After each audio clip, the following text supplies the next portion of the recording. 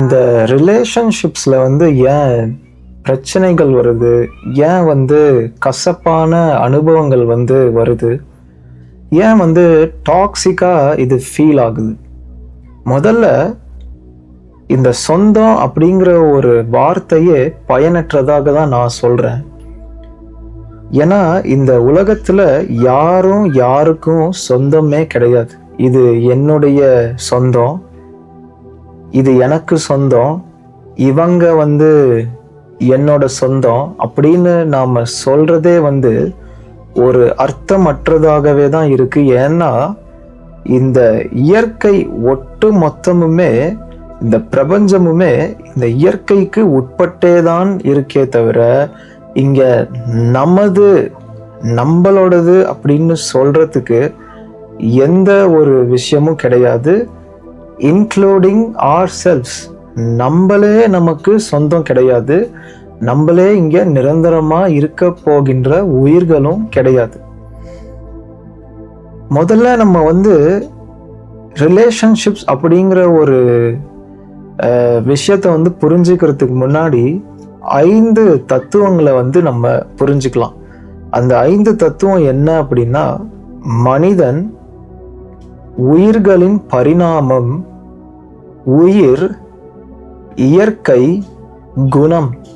இந்த ஒரு 5 தத்துவங்களை நம்ம வந்து புரிஞ்சுக்கிட்டோம் அப்படின்னாலே வாழ்க்கையில நம்ம எந்த உறவுகளோட, நண்பர்களோட, நம்மளை சுத்தி இருக்கவங்களோட எந்த இடத்துலையுமே நமக்கு வந்து ஒரு கசப்பான அனுபவங்கள் ஏற்படக்கூடிய வாய்ப்பு மிகவும் கம்மி. இந்த மனிதன் அப்படிங்கிறவனே கொஞ்ச காலமாகத்தான் மனிதனாக இருந்து வருகிறான். அதுக்கு முன்னாடி அவன் வந்து பரிணமித்து வந்த ஒரு ப்ராசஸ் வந்து பலவாறு இருக்கு. அவனுக்கு வந்து கிடைத்த அனுபவங்கள், அந்த பரிணாமத்தில் அவன் கடந்து வந்த பாதை அப்படிங்கிறது எண்ணில் அடங்காதது. அப்படி அந்த பரிணாமத்தில் மனித இனத்திற்கு கிடைத்த ஒரு மிகப்பெரிய கேரக்டரிஸ்டிக், ஒரு குண அம்சம் வந்து என்னன்னா இந்த கில்ட் ஃபீலிங், இந்த ஒரு குற்ற உணர்ச்சி அப்படின்ற ஒரு விஷயம் மனிதனுக்கு என்னைக்கு சிந்தனையில உதிக்க ஆரம்பிச்சதோ அன்னைக்கு தான் வந்து மனிதனுடைய பரிணாமம் இன்னும் ஒரு வேகம் எடுத்து அந்த ஒரு டிரான்சிஷன் அப்படிங்கிறது உருவாச்சு. இந்த கில்ட் ஃபீலிங், அதாவது அந்த குற்ற உணர்வு வந்ததுக்கு அப்புறம் தான் மனிதன் வந்து நாகரீகத்துக்குள்ள போறான், கலாச்சாரத்துக்குள்ள போறான். அப்படி அந்த ஒரு கில்ட் ஃபீலிங் அவனை என்ன செய்ய வைக்குதுன்னா, நாம ஏன் வந்து பிற உயிர்களை வந்து துன்புறுத்தணும், நம்ம வந்து வேட்டையாடி சாப்பிட்றதுக்கு பதிலாக நமக்கு தான் இப்போ விவசாயம் தெரியுது, நம்ம ஒரே இடத்துல இருந்து விவசாயம் பண்ணி நம்ம சாப்பிடலாம், வேட்டையாட வேண்டிய அவசியம் இல்லை அப்படின்னு மனிதன் வந்து வாழ்க்கையை தொடங்குறான்.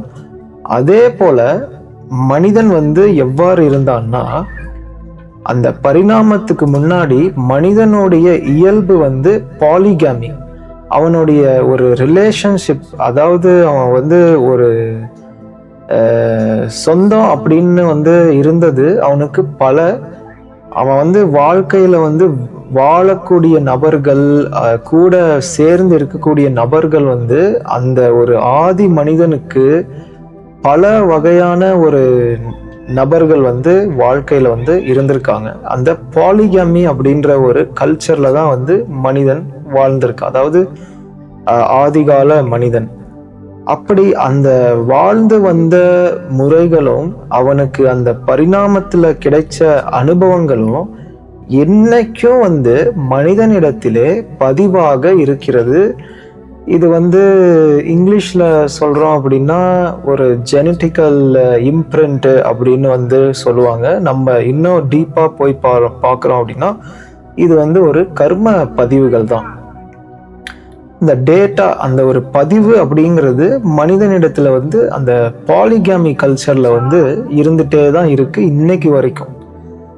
இப்ப என்னைக்கு வந்து அந்த கில்ட் ஃபீலிங் அப்படிங்கிறது மனிதனுக்கு வந்து உயர ஆரம்பிச்சுதோ அன்னைக்கு அவன் வந்து பிற உயிர்களை வந்து தொந்தரவு செய்யறத நிப்பாட்டுறான்.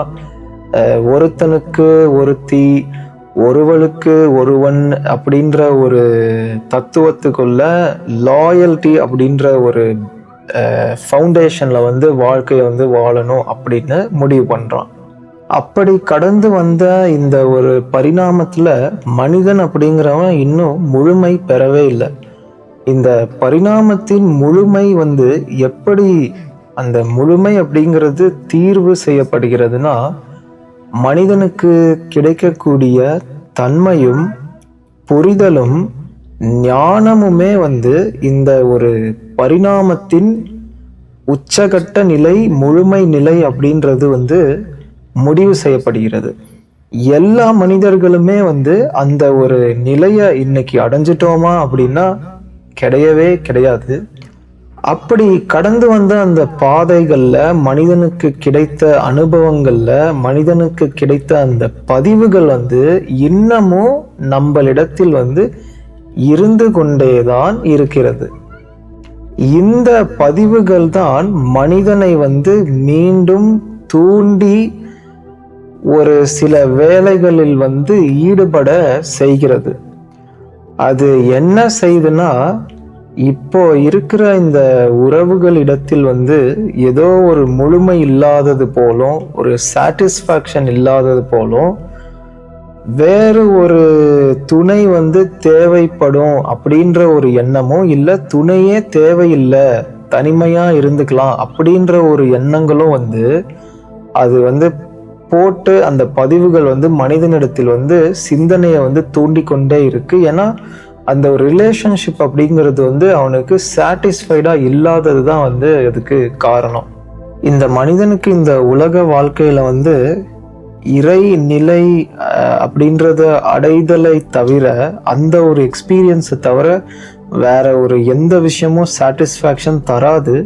அதை நம்ம வந்து இன்னொரு வீடியோல வந்து டீட்டெயில்டா பார்ப்போம். இந்த ஒரு புரிதலை வந்து நம்ம வந்து முழுசா தெரிஞ்சுக்கல அப்படின்னா, நம்ம மனம் வந்து சொல்வதையெல்லாம் அப்படியே கேட்டு நம்ம வந்து செயல்பட்டுருவோம். அங்கதான் வந்து பிரச்சனைகளே வந்து ஸ்டார்ட் ஆகுது. எந்த ஒரு மனிதன் வந்து தன்னுடைய பரிணாமத்தையும் புரிந்து கொண்டு அந்த குடும்ப வாழ்க்கையில வந்து இருக்கானோ, அல்லது முழு கருணையுடனும் அன்புடனும் வந்து இருக்கிறானோ, அந்த ஒரு மனிதன் இந்த பதிவுகள் எல்லாத்தையுமே வந்து கடந்து வாழ்கின்றான். அந்த பதிவுகளை எல்லாம் அவன் கடந்து வாழ்றதுனால என்ன ஆகுதுன்னா, அவன் உறவுகளிடத்தில் வந்து ஏதேனும் ஒரு கசப்பான அனுபவங்கள் அவனுக்கு ஏற்பட்டா நேரடியா சென்று அவன் வந்து பேசி தீர்த்து கொள்கிறான். ஆனா இதுல நம்ம இன்னொரு விஷயமும் தெரிஞ்சுக்கணும். எல்லாத்துலயுமே இந்த ஒரு ஆனா அப்படிங்கிறது வந்துருது இல்லையா? இந்த இயற்கை எப்படி இயங்குகின்றதோ, எதனை வந்து அடிப்படையாக கொண்டு இயங்குகின்றதோ, அதே போலத்தான் மனிதனுடைய உடலும் மனமும் இயங்குகின்றது. மனித உடல் வந்து இந்த பஞ்சபூதங்களால் ஆனது தானே. இதுக்கு வந்து நம்ம ஒரு ரிசர்ச் பண்ணி கொண்டு வந்து நம்ம சப்மிட் பண்ணணும்லாம் தேவையில்லை. நம்ம யோசிச்சாலே நம்ம வந்து புரிஞ்சுக்கலாம். நம்மளுடைய உடல் முழுவதுமே இந்த பஞ்சபூதங்களால் ஆனதுதான். அப்போ இந்த மனிதனுடைய உடலும் சரி, மனமும் சரி, இயற்கையில இருக்கிற எல்லாமே சரி, இயற்கையின் சட்டத்தின் கீழே தான் வந்து செயல்படுகின்றது. அப்படி இந்த இயற்கை அந்த சட்டத்தில் வந்து என்ன வைத்திருக்கிறது அப்படின்னு நம்ம பார்த்தோம்னா, இந்த இயற்கையானது கொடுக்கும் தன்மையிலும் இன்டர் டிபெண்டன்சி தன்மையிலும் தான் வந்து முழுக்க முழுக்க செயல்பட்டு இருக்கு. எப்படி இந்த காற்றானது நமக்குள்ள வந்து சென்றடைந்து இரத்தத்துக்குள்ள வந்து கலந்து நம்ம உயிர் வாழவே வந்து ஒரு பிரதானமா இருக்குதோ, அதே போலதான் வந்து அனைத்தும். இப்ப நம்ம வந்து இந்த காற்றை வந்து மிகவும் பிடித்து போய் வந்து உள்ளேயே அடக்கி வச்சுக்கிட்டோம் அப்படின்னாலுமே, இல்ல இந்த காற்று வந்து எனக்கு பிடிக்கவே இல்லை அப்படின்னு வெறுத்து ஒதுக்கி வச்சு அப்படின்னாலுமே, இந்த ரெண்டு செயல்களுமே பாதிப்பை வந்து நமக்குத்தான் கொண்டு வரும், நஷ்டத்தை வந்து நமக்குத்தான் கொண்டு வந்து சேர்க்கும். எந்த ஒரு ரிலேஷன்ஷிப்பையுமே வந்து இந்த ஒரு புரிதலோடைய தான் நான் வந்து அணுகவே. நாம் யாருக்குமே வந்து மனதளவிலோ உடலளவிலோ வந்து அவர்கள் வந்து தொந்தரவாக எண்ணும்படி நடந்து கொள்ளவே கூடாது. ஆனால் இந்த இயற்கை அப்படிங்கிறது வந்து எந்த நேரமும் வந்து பொறுத்து கொண்டே இருப்பதும் இல்லை.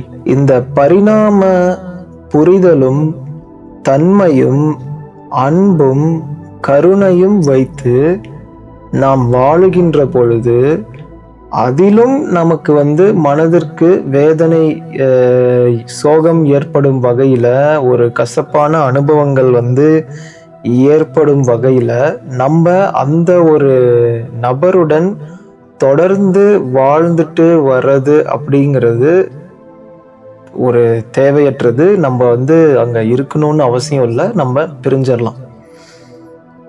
ஏன் வந்து பிரிஞ்சிடணும் அப்படின்னு சொல்றேன்னா, அதாவது இந்த பிரியணும் அப்படிங்கிற ஒரு முடிவு வந்து எப்போ நம்ம எடுக்கிறோம்னா, இந்த பரிணாம புரிதல்ல வாழ்ந்ததுக்கு அப்புறம் இந்த கருணை அப்படிங்கிற ஒரு விஷயத்திலையும் அன்பு அப்படிங்கிற ஒரு விஷயத்தையும் அடிப்படையா கொண்டு இந்த ஒரு புரிதலோட வாழும் பொழுது அந்த ஒரு வாழ்க்கை முறையிலையும் நமக்கு வந்து பிறரால வந்து ஒரு துன்பங்களோ ஒரு நஷ்டமோ ஏற்படும் பொழுது, தொடர்ச்சியாக ஏற்படும் பொழுது அந்த இடத்துல நம்ம இருக்கணும் அப்படிங்கிற ஒரு அவசியம் கிடையாது. நமக்கு இந்த ஒரு உயிர் சக்தி தான் வந்து மிகப்பெரிய ஒரு விஷயம். இந்த ஒரு உயிர் சக்தி இருந்தா மட்டும்தான் நம்ம வந்து வாழ்க்கைய வந்து வாழ முடியும். பொதுவா வந்து அனைத்து லவ் மேரேஜும் சரி, அரேஞ்ச்டு மேரேஜும் சரி, ரெண்டுமே வந்து 100% சக்சஸ் அப்படிங்கிறதே கிடையாது. நிறைய பேர் வந்து லவ் பண்ணியிருந்தாலுமே ஒரு கட்டத்துல ஏன் வந்து இப்படி பண்ணோம், பேசாம வீட்டில் பார்க்குற பையனையோ பொண்ணையோவே கல்யாணம் பண்ணியிருக்கலாமோ, இல்லை அரேஞ்ச்டு மேரேஜ் பண்ணவங்க பேசாம யாரையாச்சும் நம்ம மீட் பண்ணி பழகி அப்புறமேட்டு வந்து கல்யாணம் பண்ணியிருக்கலாமோன்ற ஒரு எண்ணம் முக்காவாசி பேருக்கு வந்து அந்த ஒரு எண்ணம் வந்து கண்டிப்பா வந்து இருக்குது. இதுக்கு எல்லாத்துக்குமே காரணம் நமக்கு வந்து இந்த ஒரு புரிதல் இல்லாததுனால மட்டும்தான். நம்ம வந்து அந்த நபர் ஏதோ நமக்கு தெரியாம இருந்ததாகவும், கல்யாணத்துக்கு அப்புறம் இல்லை ரொம்ப நாள் பழகுனதுக்கு அப்புறம் அவங்களுடைய ஒரு சுயரூபத்தை வந்து நமக்கு காமிக்கிறாங்க அப்படின்ற ஒரு எண்ணத்திலே நம்ம வந்து அதை எடுத்துக்கிறோம். அது அப்படி கிடையாது. உங்களுக்கு வந்து புரியாதவற்றை புரிந்து கொள்ளும் சந்தர்ப்பமாக நீங்க பார்த்தீங்க, இந்த ஒரு புரிதலுக்குள்ள நீங்க வந்து போகணும் அப்படின்னு நீங்க நினைச்சீங்கன்னா, அந்த இடத்துல உங்களுடைய ஒரு அணுகுதலும் உங்களுடைய ஒரு பெர்ஸ்பெக்டிவுமே வந்து கம்ப்ளீட்டா வந்து சேஞ்ச் ஆகும். எல்லாமே இந்த ஒரு இறை அருளால வந்து கண்டிப்பா புரிய வரும். மனிதனின் பரிணாமத்தை புரிந்து அன்பும் கருணையும் கொண்டு நமது வாழ்க்கையில நம்மளோட உறவினர்களோடு, சுற்றத்தாரோடு, இல்லத்தில் நம்ம எந்த இடத்துல இருந்தாலுமே வந்து இன்புற்று வாழ்வோம். வாழ்க வளமுடன்.